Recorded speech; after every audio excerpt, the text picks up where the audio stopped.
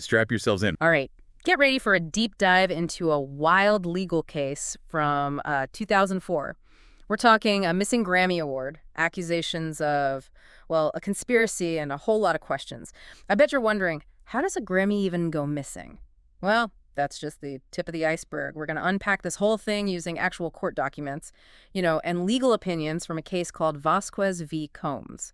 So buckle up, because this one takes us through the world of hip-hop, power dynamics, and, some pretty intense legal battles. Yeah, what I find so interesting about this case, it really shows how celebrity and power can intertwine with the legal system. And I think as we go through the details, we're going to see those forces at play. For sure. So let's set the stage here. I'm sure you've heard of Sean P. Diddy Combs, the rapper, producer, entrepreneur behind Bad Boy Entertainment. Back in the early 2000s, Diddy and Bad Boy, they were at the top of the hip-hop world. Absolutely, and that's where our other main player comes in, Damien Vazquez. He had kind of an on-again, off-again work history with Bad Boy, which is pretty key to this whole story. It all starts with an envelope back in 2002. Seemed pretty ordinary at the time. It had these contact sheets inside with names and numbers for people in the industry, including, Diddy himself. But life happened, right? Vazquez ends up in a car accident, and that envelope gets tucked away in a box at his parents' house and basically forgotten. Right. Fast forward to 2003, Vazquez finds that envelope again. After over a year, who knows what he thought was in there. But when he saw Diddy's info, he decided to do the right thing. He emails Diddy to offer to return those contact sheets. And Diddy replies. They exchange a few emails back and forth. Seems pretty simple so far, wouldn't you say? Totally. But here's where things take a turn. Vazquez hears a rumor that Diddy is missing a Grammy Award, and that he's spending a lot of money, like hiring private investigators, to find it. And now remember that Bad Boy employee I mentioned? Well, Vazquez remembers a conversation where this employee claimed to have access to Diddy's Grammys. So what does Vazquez do? He sends Diddy another email. And this email, it's cryptic, almost like a riddle. It's hard to say exactly what Vazquez was going for, but it definitely got Diddy's attention. Right, so now you've got Diddy missing a Grammy, and maybe a little worried that someone might have it. And you've got Vazquez, this former employee, sending these mysterious emails. You can almost feel the tension, can't you? And this is just the beginning. Exactly. And now a new character enters the scene. A woman named Frazier calls Vazquez up. She invites him for an interview, gives him an address in Manhattan. Vazquez, thinking it's a job interview, shows up. And where is he? A police station. Wow, talk about a plot twist, right? And not just any police station. It's the New York Police Department's Midtown South Precinct, one of the busiest in the city. They take him upstairs, he meets Frazier. And right there, near her desk, a photo of Diddy. What do you think was going through his mind at that point? I can only imagine, and it gets even weirder. Vazquez tells Frazier he's diabetic and needs to take his medication. But according to him, they just ignored that. So they start questioning him for hours about alleged crank calls, those contact sheets he found, and of course the missing Grammy. All while Frazier is calling Bad Boy, like seeking guidance and advice based on what Vazquez is saying. See, this is where you start to see those power dynamics I was talking about. Did Diddy and Bad Boy have too much influence on this investigation? Was Frazier really just trying to confirm things, or was there something more going on? Vazquez was definitely feeling the pressure as the hours went by. He even asks about getting a lawyer. But Frazier tells him he doesn't need one. And she even repeats that to his mom when she calls the station, worried sick about her son. Wow, that really makes you question how this was handled. It just adds another layer to this story. How stressful this whole thing was for Vazquez. And remember, Vazquez is diabetic. He and his mom both tell Frazier he needs to eat. But according to Vazquez, nothing. His blood sugar drops dangerously low, and he passes out right there in a holding cell. Oh man, that must have been terrifying for him, caught in this crazy situation. And his basic medical needs are just ignored. He finally wakes up in an ambulance, handcuffed to a stretcher, on his way to the hospital for emergency treatment. They give him insulin, and then guess what? They let him go? Nope, they take him right back to the police station. Right to the police station. Back to the police station, and the interrogation continues. This time, it's not just Frazier, but several detectives grilling him about the Grammys. And get this, Vazquez says through this whole ordeal, no one ever formally told him he was under arrest or read him his rights. You're kidding? Handcuffed to a stretcher, back to the station after a medical emergency? And he hasn't even been officially arrested. This is crazy. It really is. But wait, it gets even crazier. They fingerprint him, photograph him, and take him back to the hospital again because he needs more insulin, still handcuffed to the stretcher. This case is just unbelievable. It really shows how things can get out of control, especially when you've got high-profile people like Diddy involved. We need to take a break here, but when we come back, we'll get into the charges against Vazquez and what happened after that second trip to the hospital. You won't want to miss it. This story is just getting started. Welcome back. We were talking about Damien Vazquez's very long day at the police station, questioned for hours, passing out from low blood sugar, back and forth to the hospital, all while handcuffed to a stretcher. And the whole time, he's saying he was never actually told he was under arrest. Yeah, it's wild. So what happens next? So almost a full day after that first interview, Vazquez finally sees a judge. This is called an arraignment, right, where they tell you what you're being charged with. And for Vazquez, it's some pretty serious stuff. Aggravated harassment, petit larceny, criminal possession of stolen property.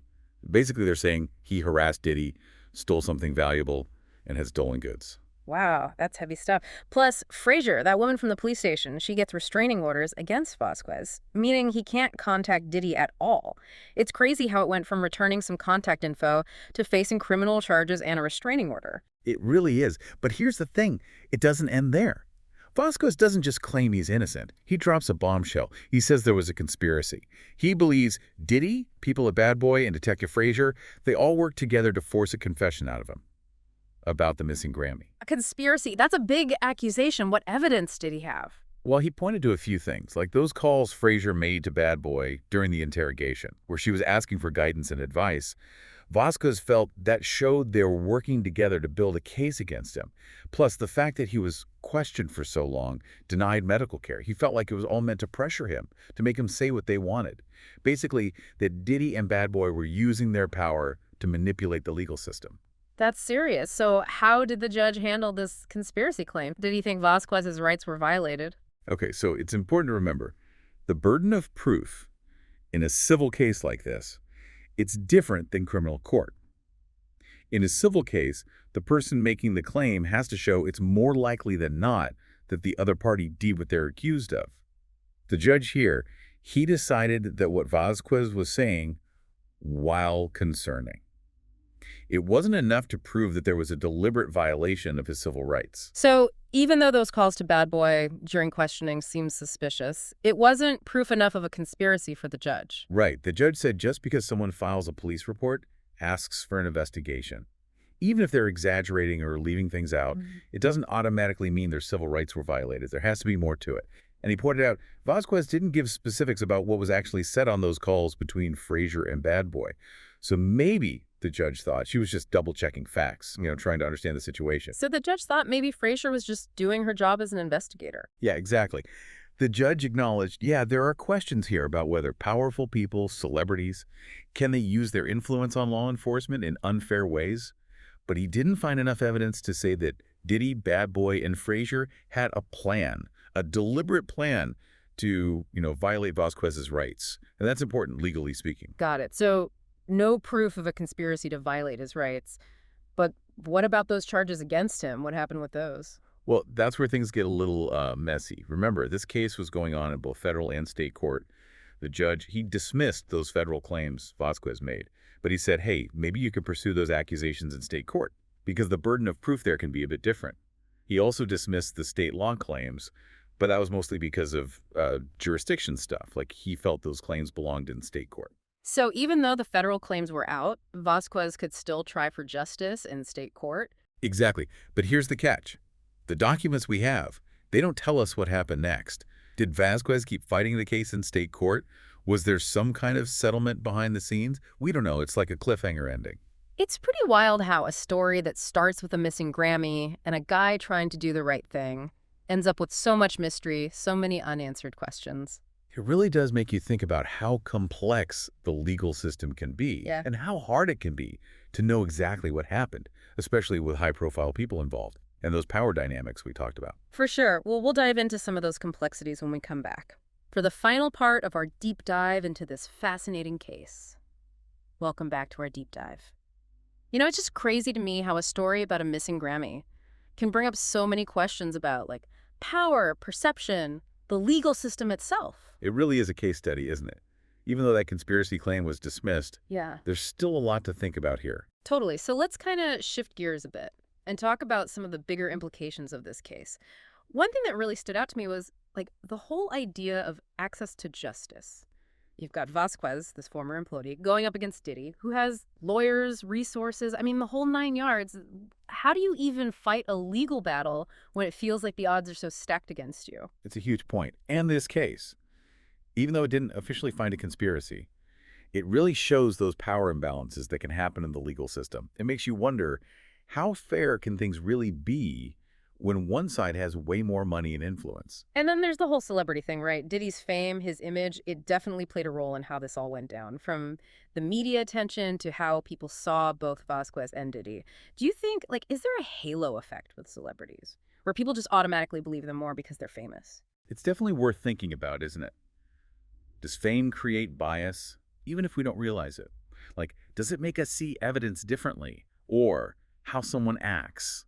Does it give certain people credibility, access that others just don't have? I don't know if there are easy answers, but it's something to consider. And thinking about this case, it also made me think about the role of the media. We've been talking about the legal stuff, but this whole thing was playing out in public. How much do you think media coverage shaped what people thought about this case? Could it have even affected the legal process? The media in high-profile cases like this, it's always tricky. On one hand, they can bring transparency, hold powerful people accountable, shine a light on things that are wrong. But on the other hand, they can create bias, make things more dramatic than they are, and maybe even mess with how fair a trial is. It's complicated. There's no easy answer. And we talked about how this case really comes down to two different sides of the story. Vasquez saying he was targeted, pressured into a confession. Diddy and Bad Boy saying they were just reacting to what they saw as a threat. When there's no clear answer, how do we even figure out what the truth is? That's the tough part, right? Yeah. We're left with these two stories, and it's hard to know for sure what happened. This case shows us that even though the law tries to be fair, it still comes down to people making decisions, and people can be wrong, influenced by things. So as we wrap up this deep dive, what are some key things you hope our listener takes away? Well, for me, this case shows that the law isn't always so simple. There's nuance. And sometimes, even after all the legal stuff, you still have more questions than answers. It also shows how important it is to think critically, especially when you're dealing with power dynamics. Conflicting stories and things like media coverage that can influence things. That's a really good point. It reminds us that we all have to be careful about the information we see, question things, and really think about the stories we're being told. And maybe think about this.